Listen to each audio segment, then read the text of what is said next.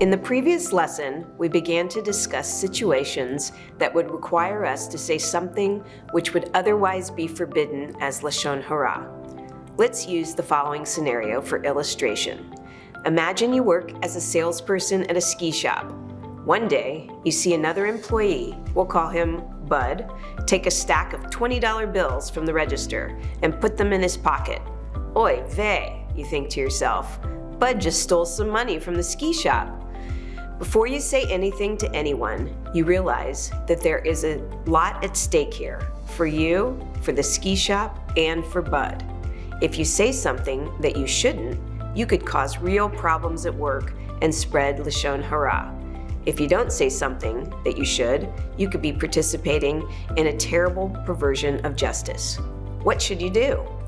First of all, when dealing with people's lives, it's always a good idea to get some expert advice. When it comes to lashon hara, ask a rabbi who knows this area of Jewish law. Don't know one? Call the lashon hara hotline at 718-951-3696 between 9 p.m. and 10:30 p.m. Eastern. Really? For educational purposes, let's go through the case. There are 7 questions we have to ask ourselves before we say something hurtful or harmful about someone. Today, we'll discuss the first of the 7 questions. Is it true? Do you know that Bud stole the money?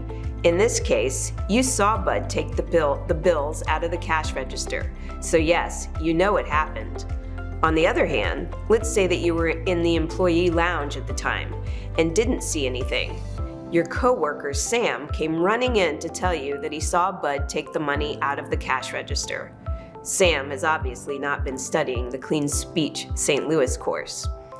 Since there is no constructive purpose for Sam to tell you this negative thing about Bud, it's lashon hara, and you should not believe it. And since you don't know if it's true, in that case, you shouldn't say anything. Stay tuned for questions 2 through 7, which we'll cover in the coming days.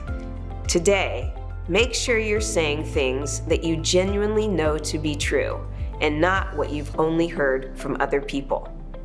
I'm Jenny Wolkowitz, and I'm keeping it clean.